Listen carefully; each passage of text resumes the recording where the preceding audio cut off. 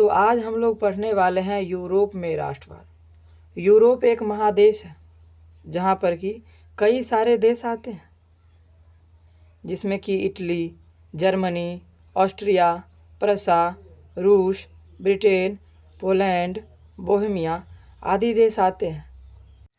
अब हम लोग राष्ट्रवाद की परिभाषा को पढ़ेंगे। तो राष्ट्र के प्रति प्रेम की भावना को ही राष्ट्रवाद कहते हैं।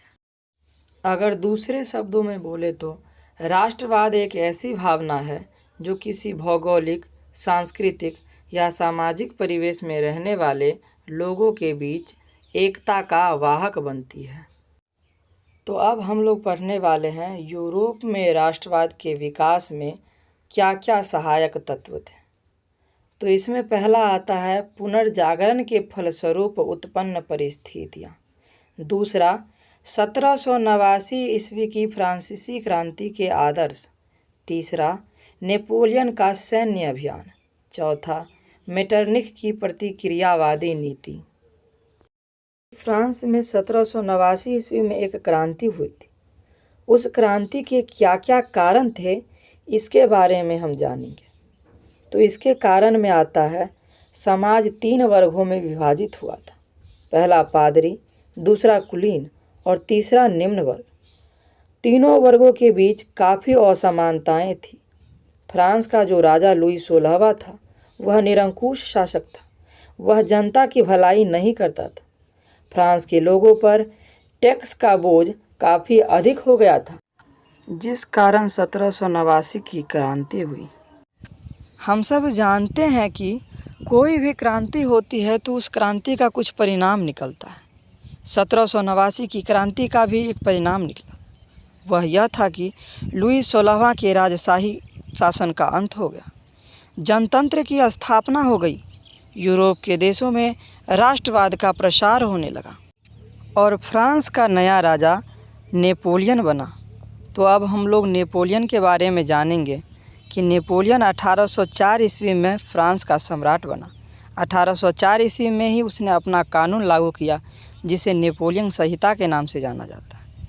1815 ईस्वी में नेपोलियन ने वाटरलू का युद्ध लड़ा, जिसमें कि उसकी हार हो गई और मित्र राष्ट्रों ने उन्हें सेंट हेलेना नामक टापू पर कैद करके भेज दिया और वहीं पर 1821 ईस्वी में नेपोलियन की मृत्यु हो जाती है।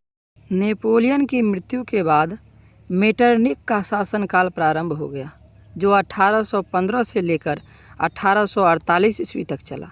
यूरोप की विजय शक्तियाँ नेपोलियन के पतन के बाद 1815 ईस्वी में ऑस्ट्रिया की राजधानी वियना में एक सम्मेलन बुलाया, जिसे वियना सम्मेलन के नाम से जाना जाता है। वियना सम्मेलन की अध्यक्षता ऑस्ट्रिया के चांसलर मेटरनिख ने की। मेटरनिख प्रतिक्रियावादी शासक था, जिसका उद्देश्य था गणतंत्र का विरोध करना और राजतंत्र का पुनः स्थापना करना। उसका बस एक ही संकल्प था, शासन तो करो लेकिन जनता की भलाई नहीं करो। जब वियना सम्मेलन संपन्न हुआ तो वियना कांग्रेस की कुछ उपलब्धियां प्राप्त हुई, जो इस प्रकार हैं। इटली पर अपना प्रभाव स्थापित रखने के लिए मेटरनिख ने उसे कई राज्यों में विभाजित कर दिया। सिसिली और नेपल्स के प्रदेश बुर्बो वंश के सम्राट फर्डिनेंट को दे दिया गया। रोम और उसके आसपास के राज्य पोप को सौंप दिए गए। लोम्बार्डी और वेनेशिया पर ऑस्ट्रिया की प्रभुत्ता कायम हुई। परमा, मोडना और टस्कनी के प्रांत हैंसबर्ग राजवंश को दे दिए गए। जेनेवा और पिडमॉन्ट के राज्य में सम्मिलित कर दिए गए।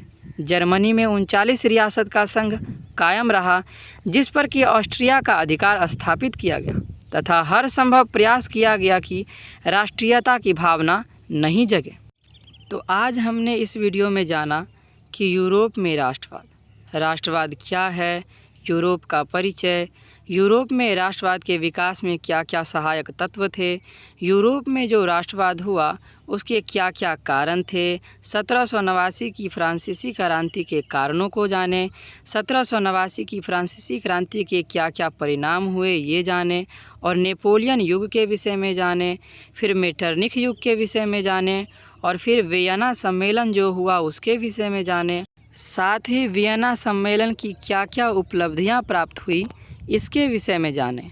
अब नेक्स्ट वीडियो में हम लोग 1830 की क्रांति, 1848 की क्रांति और इटली के एकीकरण, मेजनी, गैरिबाल्डी और काउंट काबूर के विषय में जानेंगे। तो मिलते हैं नेक्स्ट वीडियो में, तब तक के लिए जय हिंद।